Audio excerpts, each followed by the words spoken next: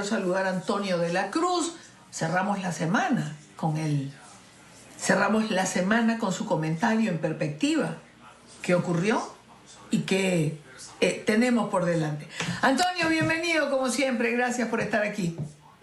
Un gran placer, Idania, para estar contigo y con la audiencia. A ver, Antonio, ¿por dónde comenzamos? Varios puntos, pero vamos a comenzar por el último, que es la reunión que confirma el presidente Donald Trump con María Corina Machado. Hace unos días atrás, digamos, todos nos preocupamos en un momento determinado por palabras del presidente Trump en una rueda de prensa. Esto pareciera bajar las aguas, disminuir la preocupación, pensar que ese encuentro se va a dar y que es un encuentro necesario. Es totalmente necesario dentro de esas fases que está hoy elaborando o está en desarrollo por parte de la administración Trump de estabilización, recuperación y transición. Porque el encuentro entre el presidente Trump y María Corina Machado puede recalibrar los tiempos de la fase cuando conversen y evalúen cada una de ellos si les da el momento. O sea, en cuestión de plantear lo que tenía concebido como proyecto para Venezuela, Venezuela Tierra de Gracia, y cómo alinear esos esfuerzos en términos de esa visión. Y le permite a su vez ver la perspectiva de que el equipo de María Corina Machado y Edmundo González Urrutia tiene una visión para el país que está muy alineada con el que el presidente Trump está planteando hoy, en términos de que el petróleo es el motor de la locomotora de la economía venezolana. Yo creo que eso realmente permitiría alinear visiones y recalibrar lo que hoy están trabajando. De hecho, Antonio, te saluda Carlos Eduardo Sánchez, dijo el presidente Donald Trump que podría María Corina estar involucrada, lo dijo en una entrevista, en algunos aspectos de todo ese plan que él tiene desde su administración para Venezuela.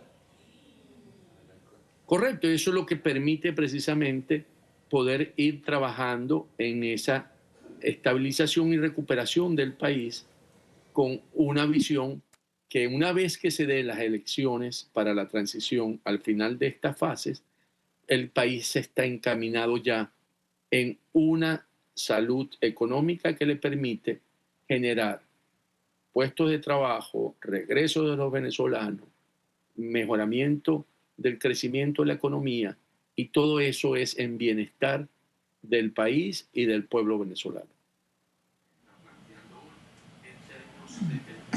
Antonio, hablemos de esta reunión con los ejecutivos de empresas petroleras. El presidente Trump ha dicho que no estando Maduro hay una buena oportunidad para ambas naciones, tanto para los Estados Unidos como para Venezuela.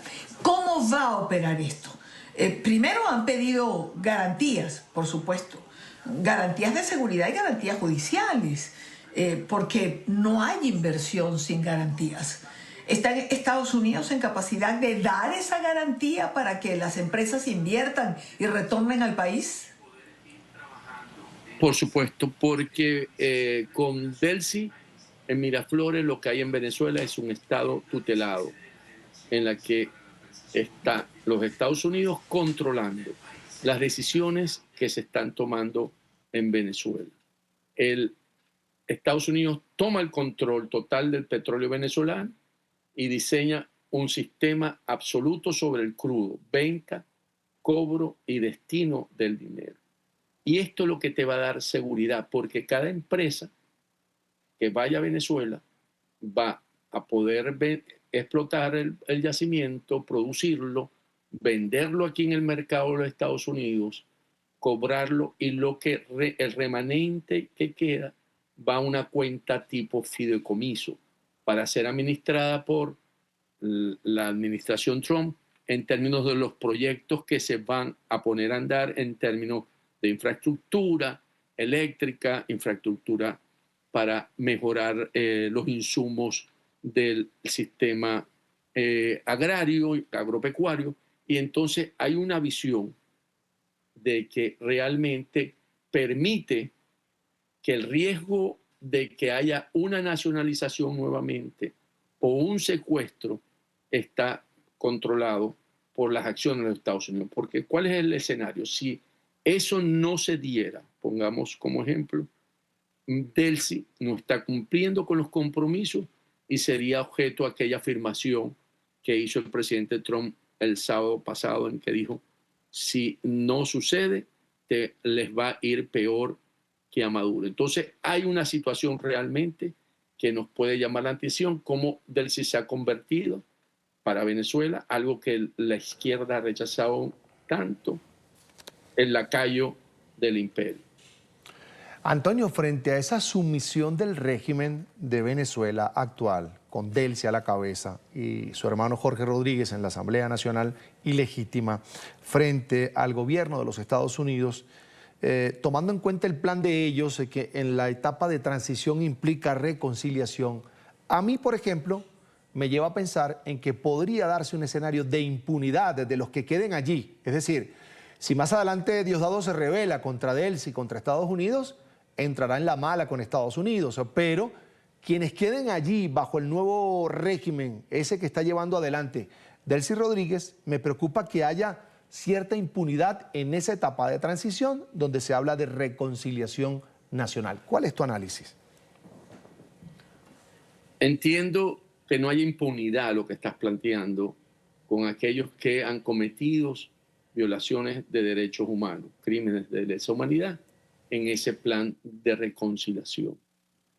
Aquí estaríamos ya explorando la fase 2 que ha definido el secretario Rubio, que se llama recuperación, en la que va a tener que darse un proceso de, ¿cómo se llama?, de amnistía, ¿ok? Y entonces, para la liberación de los presos políticos y el retorno de los exiliados como parte de ella.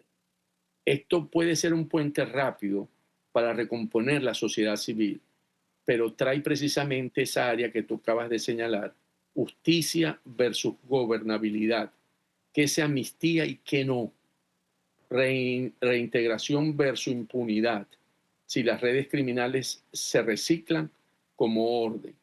Entonces aquí, bueno, tú sabes que tú conoces los procesos de justicia transicional, todas estas cosas que seguro se van a dar en ese momento. Pero hay algo importante antes de pasar con el petróleo, que lo dijo el presidente Trump, que ellos están recibiendo 50 millones de barriles, aunque ahora dijo 30 millones, y que equivalen en precio de mercado hoy 1.500 millones de dólares y son 30 millones de barriles que están almacenados que no pueden salir por el bloqueo de la flota fantasma, o 2.500 millones de dólares que eso puede salir en un mes con 25 buques de gran calado, que son los VLCC, que te permiten cargar 2 millones de barriles. ¿Qué significa esto? Y por eso lo importante.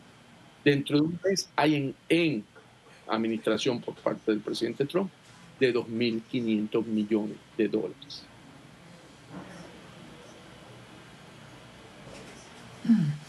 Bueno, este es un dinero importante, pero me quiero detener en algo. Más allá del petróleo y de todas estas cuentas que estamos sacando y de cómo se paga y de quién lo administra, compro las medicinas, compro esto, te lo doy, no te lo doy, si te portas bien, si te portas mal, etc. Y tiene que ver con los presos políticos. El presidente Trump dijo que iban a liberar a los presos políticos. Jorge Rodríguez sale y dice que hay una liberación de presos políticos. Se detuvo la liberación. Liberaron a una gente anoche, no han liberado a nadie más. Hay un rumor circulando que dice que Diosdado Cabello habría mandado a parar la liberación de los presos políticos. Esto, es decir, aquí no todos están engranados, Antonio. Delcy puede tener una relación con Estados Unidos. Puede haber un plan acordado, pero hay palos en la rueda. Dicen que Diosdado, Padrino y hasta el Ejército de Liberación Nacional habría mandado a parar las liberaciones. Y lo cierto es que no se ha producido una más. ¿Qué va a pasar aquí con esto? Es la pugna interna entre los diferentes factores para administrar este tutelaje por parte de los Estados Unidos, cómo interactuar con ellos. Siguen existiendo factores internos que seguro el presidente Trump, conjuntamente con Marco Rubio, que es el encargado de llevar esto adelante, este plan, esta fase, va a tener que plantearse en el término de que hoy Diosdado Cabellos es una piedra de tranca para este modelo. Diosdado Cabellos sabemos que está encausado aquí en los Estados Unidos y tiene un precio por su recompensa. Después de la operación Lanza del Sur, en la que demuestra que no hay escondite en Venezuela para ser extraído, así tenga la mayor protección posible, yo pienso que es el próximo personaje si sigue entorpeciendo estas labores, o bien Delcy lo entrega o Diosdado va a sufrir un accidente, en el sentido de que para Delcy o es la cabeza de Delcy que no cumple con lo acordado o es la cabeza de Diosdado. Y aquí ha demostrado Delcy que ha sido muy hábil durante todo esto de cómo maneja el poder. Que Diosdado es el que le lleva de perder en este momento. Ahora, Antonio, es que, a ver, uno tiene que ir hilando lo que va ocurriendo. Diosdado Cabello todos los días habla con un grupo de militares o con los colectivos o con aquí no está pasando nada. Me recuerdo que lo vi anoche, Venezuela está en paz porque las armas de la República están en manos de las autoridades. ¿Pero qué armas? Ni un triqui-traqui fueron capaces de lanzar para defender a Maduro. ¿De qué estamos hablando? Pero este juego, por aparentar, por aparecer, que el control lo tienen, es como cuando Jorge Rodríguez aparece, Antonio, y dice, en un gesto unilateral hemos decidido entregar a los presos políticos. Unilateral. Unilateral es la presión que está ejerciendo Estados Unidos. ¿A quién quieren convencer? Es decir, a esta historia, según lo que yo veo, le faltan muchos capítulos por escribir. Totalmente de acuerdo contigo, Idania. Sin embargo, podemos recordar también todo lo que decía Maduro antes de ser capturado.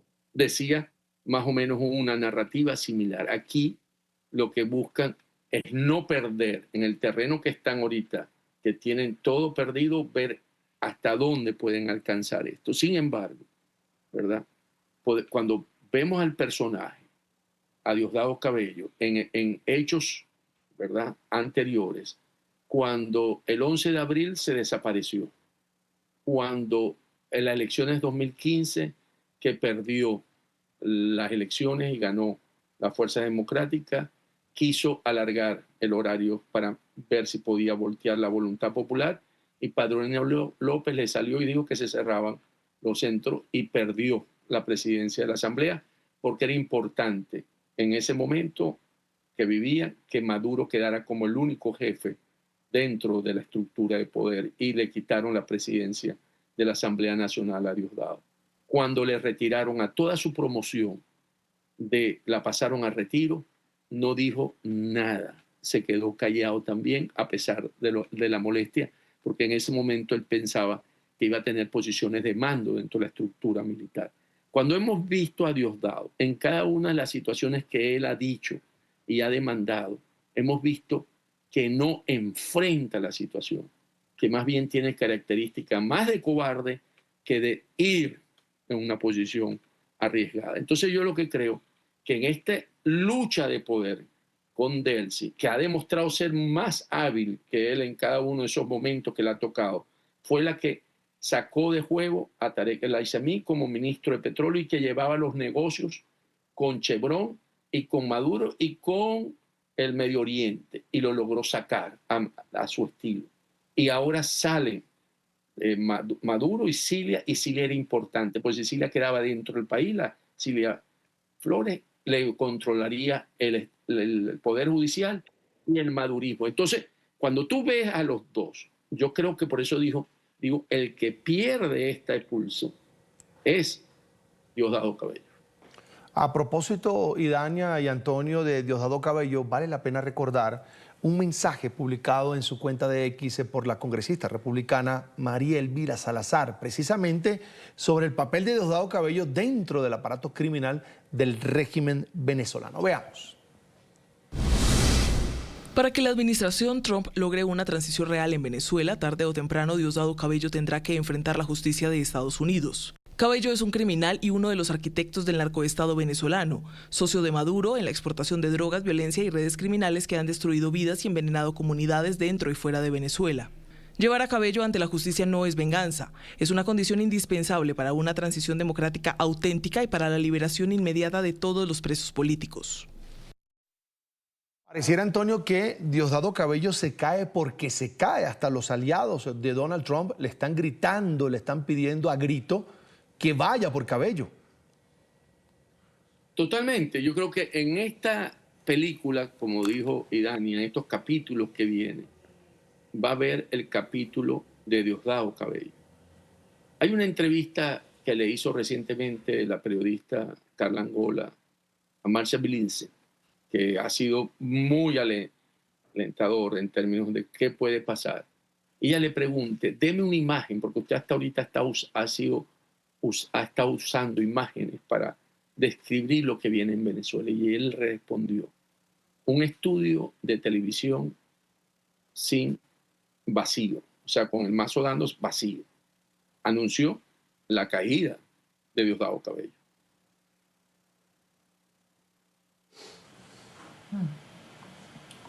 Bueno, yo creo que hay que...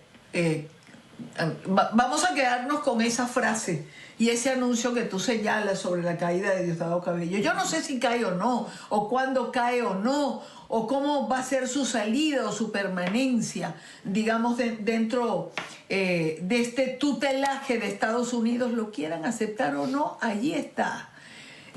Lo que sí doy por cierto, Antonio, es que Diosdado Cabello es un palo en la rueda muy grande para todo proceso que busque la democratización en Venezuela. Yo realmente no creo que exista otro personaje que haga más daño a este proceso que sea Cabello. No sé si tú coincides conmigo, pero realmente no creo que exista otro personaje de verdad que pueda entorpecer más lo que está ocurriendo o lo que pretende Estados Unidos que ocurra en Venezuela. Totalmente, estoy de acuerdo contigo. Diosdado Cabello se convierte en el obstáculo de poder alcanzar las tres fases planteadas por la administración Trump para llegar a la democracia en Venezuela. Y como tal, en este proceso donde hay tantos compromisos, donde hay una visión completa y donde está funcionando en el término, si lo vamos geopolítico, cuando un Petro busca una reunión con Trump para venir en la primera semana de febrero y vemos cómo se alinea toda la región en el sentido de un cambio por la salida de Maduro de Miraflores, que no están leyendo la señal Cabello adecuadamente, porque va a tener las mayores consecuencias para él si él sigue en esta posición. Claro, la solución que él tiene es irse del país. Él no tiene una solución dentro de Venezuela. Es su salida, irse a tomar unas vacaciones en algún lado del mundo que se las pueda garantizar de él. A lo mejor le toca irse para Rusia, quién sabe, bien lejos. Es Antonio de la Cruz, el presidente de Inter-American Trends, además analista político. Antonio, siempre es un gusto conversar contigo. Será hasta la próxima. Muy amable, un gran placer, feliz fin de semana.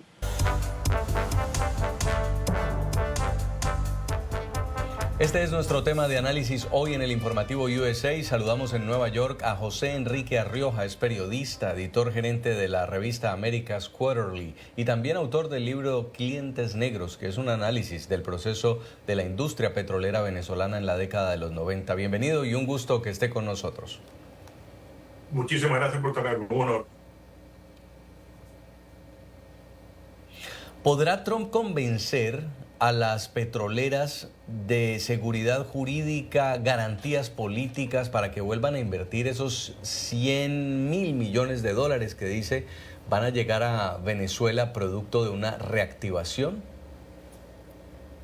Dada la velocidad de los acontecimientos que estamos viendo, lo que hemos visto pues justamente en los minutos previos al entrar en esta conversación cómo fue la reunión en la Casa Blanca, el hecho de que estamos viendo a María Corina Machado yendo a Washington, la fluidez de la comunicación y lo que pareciera ser una armonía en los anuncios que se están produciendo en cada uno de los bandos, entiéndase el gobierno estadounidense y el gobierno venezolano, me hace ser bastante optimista con la posibilidad de que el presidente efectivamente pueda ser capaz de lograr ese objetivo, ¿no? Hay ciertos elementos que son necesarios, son requisitos sine qua non para que esto suceda, obviamente, pero dadas las circunstancias, luego repito, estamos en una etapa completamente inicial, donde todavía se están cimentando esos canales de comunicación,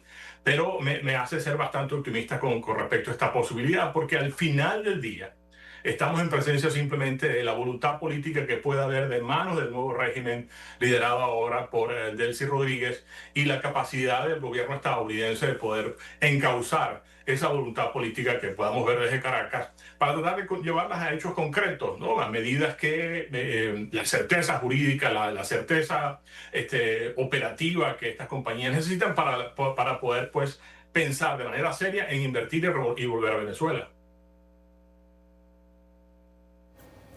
José Enrique, a propósito del libro que usted escribió, Clientes Negros, donde hace un análisis de cómo fue el proceso de industria petrolera en los 90 en Venezuela y donde habla sobre esta apertura de Venezuela a multinacionales, quisiera que nos haga un paralelo, si es posible hacerlo, sobre esa situación en los 90 con relación al panorama que se está viviendo hoy. Claro, la situación era distinta desde el punto de vista legal. Había en su momento una discusión importantísima que tomó mucho tiempo dentro del antiguo Congreso que existía en Venezuela. Y aproximadamente a partir de 1991, 1992, Petróleos de Venezuela y el Ministerio en su momento se llamaba Energía y Minas, hoy en día es el Ministerio Petrolero, comenzaron a hablar de este proceso de apertura petrolera, que era simplemente un par de esquemas que se utilizaban desde el punto de vista legal, producción compartida y compartimiento de ganancias para que las empresas internacionales volvieran al país. Eso fue un proceso que terminó aprobándose en enero de 1996 y comenzó a llevarse a cabo de manera bastante exitosa hasta que fue pues, interrumpido por lo que fueron las expropiaciones, que en el 2007 terminó pues llevando a cabo el presidente Chávez y Rafael Ramírez, que en su momento era el presidente de Petróleos de Venezuela. Ese proceso, sin embargo, y te agradezco mucho la pregunta, ofrece ciertos paralelismos en el sentido de que todo dentro del mundo petrolero lleva tiempo. Todo esto se mide, la posibilidad de comenzar a embarcarse en cualquier proyecto toma un periodo de tiempo que tiende a ser un poco más prolongado que lo que sería pues, el inicio de cualquier otra compañía en el sector manufacturero o incluso en el sector tecnológico. Y la razón de ello es porque la industria petrolera es una industria intensiva en capital, demanda pues, también elementos de tecnología y obviamente capital humano, pero la inversión que requiere es importantísima. Y de allí se explica un poco la cautela, lo que puede ser un poco la distancia que hoy hemos visto por parte de ciertos ejecutivos que atendieron esta reunión en la Casa Blanca. El proceso como un todo puede definitivamente llevarse a cabo si se dan las certezas necesarias. La apertura petrolera de los 90 ofrece un ejemplo interesante de la viabilidad de que esto puede lograrse y de que el retorno de las compañías pueda efectivamente ayudar a resucitar lo que es un aparato petrolero en Venezuela que ha estado completamente dilapidado, corroído por el mal funcionamiento y mal manejo, y que subsecuentemente implica un gran riesgo para cualquier empresa, no solamente empresas estadounidenses o empresas europeas, cualquier empresa que desee pues involucrarse en pues retornar al país y reconstruir lo que se ha deshecho durante el régimen chavista y madurista. Ahora, los demócratas en el Congreso de Estados Unidos están abriendo una investigación contra grandes petroleras americanas y europeas por la operación militar en Venezuela. Los senadores demócratas están exigiéndole mediante carta a Chevron, a ExxonMobil, a Shell información sobre cuál fue la interacción que tuvieron con la administración Trump antes y después de esa acción militar que terminó en la captura de Nicolás Maduro, para establecer cuál fue el papel que pudieron haber tenido y si realmente había un plan para tomar el control del combustible venezolano. ¿Usted lo cree así o había que hacer un tanteo con estas empresas antes de anunciar, por ejemplo, una inversión tan grande como la que se atrevió a publicar hoy el presidente Trump? ¿Te refieres a la inversión de $100.000 millones? Sí. Sí, esta cifra, para ponerlo un poco en contexto, de esta cifra ya se había hablado en el pasado, en el año 2010, en el año 2019, durante el interinato de Juan Guaidó. Y yo creo que esta cifra, que quizás puede parecernos nueva ahorita, en estos momentos, pero en realidad esta es una cifra que ya había sido presentada por Luis Pacheco, quien en su momento estuvo al frente del directorio ad hoc de Petróleos de Venezuela durante el interinato de Juan Guaidó. Y esto fue presentado ante el Congreso estadounidense y de allí yo creo que quizás el presidente Trump ha tomado otra cifra. Entonces, digamos, para nuestra audiencia es importante tener esto en el contexto, que no es una cifra que quizás el presidente se haya sacado debajo de la manga. Es una cifra astronómica, ciertamente, pero también estamos hablando que requieren inversión. Estas son inversiones para una década, para 10 años, y que obviamente pues, son definitivamente perfectamente llevables o alcanzables, ¿no? Y en las magnitudes de lo que significa el negocio petrolero. Con respecto a la primera parte de la pregunta sobre la participación de estas empresas petroleras que tú has mencionado, no tengo conocimiento en específico de detalles de lo que ha podido hacer esto.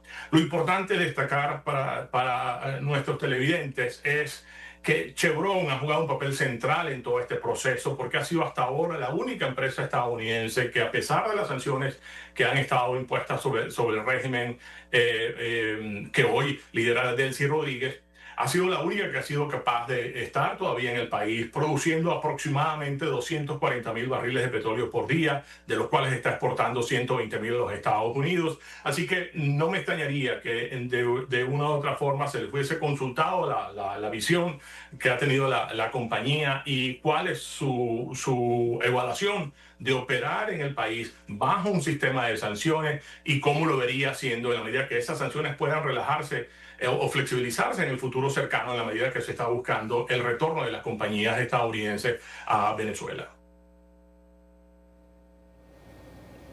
Muy bien, es José Enrique Arrioja, periodista, editor gerente de la revista America's Quarterly. Muchas gracias por estar con nosotros y darnos contexto de esta situación que estamos viviendo. Una feliz noche y esperamos volvernos a ver pronto. Muchísimas gracias.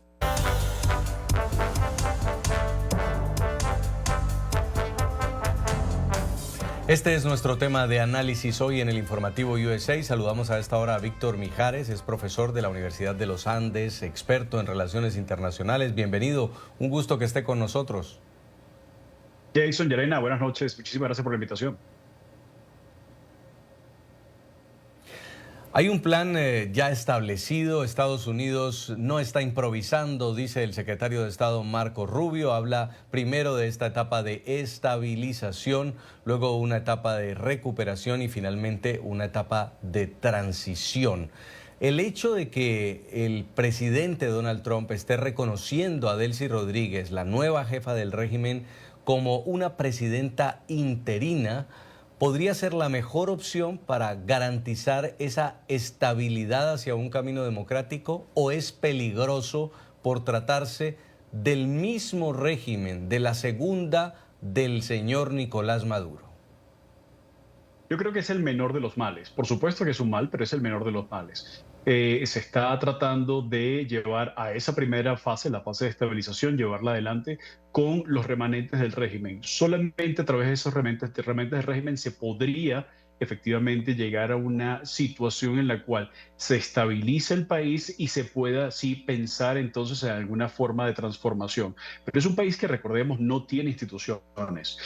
Aquí no es tan fácil remover un gobierno e imponer a otro, porque no hay instituciones reales, no hay una estructura jurídica, no hay Estado de Derecho, ni siquiera hay una constitución vigente en la práctica. Esto, digamos, es bastante plástico y depende mucho más de la fuerza interna que del poder de las leyes. Entonces, en ese sentido, creo que no es lo deseable, pero por supuesto la política no se construye con lo deseable, sino con lo posible. Y lo posible en este momento es tener un régimen pues liderado por Delcy Rodríguez, al menos temporalmente.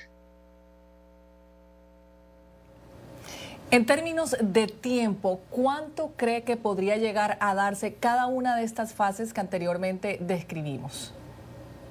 No, lamentablemente es imposible saber cuánto podría durar todo esto, porque para empezar, la primera fase, la de estabilización, podría ser desde luego la más crítica de todas. Y esto, digamos, el tiempo puede variar muchísimo. Puede variar, entre otras cosas, porque Delcy Rodríguez no es la única que está pues a cargo en Venezuela, sino que además comparte poder en la práctica con otras facciones. Tenemos a Vladimir Padrino, que todavía sigue siendo el ministro de la Defensa. No sabemos exactamente cuánto poder tenga, pero claramente es la cabeza de los militares y siempre tendrán algo que decir los militares, sobre todo en una situación tan crítica como esta. Y del otro lado tenemos pues el elemento más peligroso de todos, que es Diosdado Cabello. Y Diosdado, desde luego, va a querer pues zafarse de cualquier tipo de incriminación, de cualquier tipo de juzgamiento, sobre todo tomando en cuenta que él particularmente, aunque también hay una recompensa por Padrino, pero él particularmente está también en el mismo caso en el que están en este momento incursos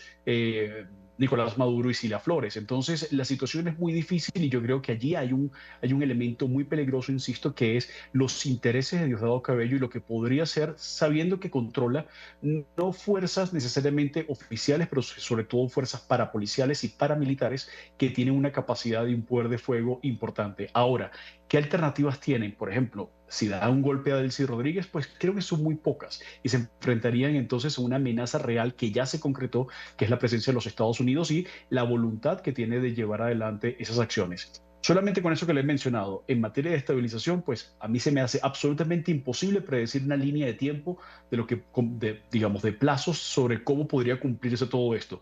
Lo que sabemos es que a Donald Trump le quedan todavía 3 años en el poder. No sabemos si lo va a seguir acompañando Marco Rubio. Hasta los momentos Rubio es un gran ganador político en Washington y probablemente siga acompañándolo un tiempo más, pero insisto, no tenemos elementos suficientes como para poder predecir esa línea de tiempo.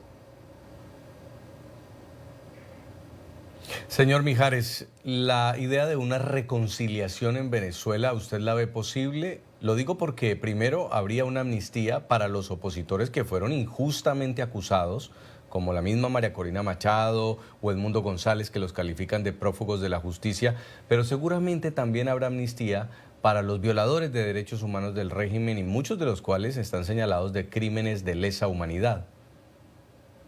Sí, yo creo que hay, en primer lugar, vamos a pensar primero en una reconciliación más desde el punto de vista social. Es decir, el tejido social venezolano, luego de tantos años de crisis, a pesar de todo esto, por el contrario, se ha venido, digamos, contrario a lo que podríamos pensar que habría como más grietas o más tensiones.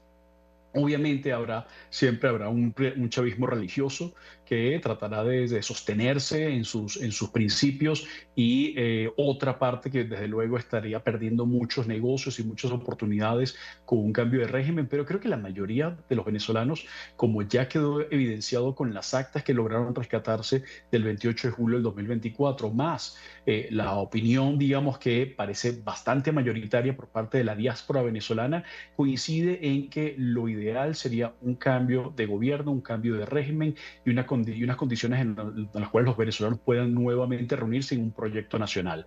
Y en ese sentido, creo que María Corina Machado sigue siendo la principal opción hasta el momento de ese proyecto nacional. Por lo tanto, yo creo que desde el punto de vista social hay, digamos, condiciones suficientes como para pensar en una reconciliación.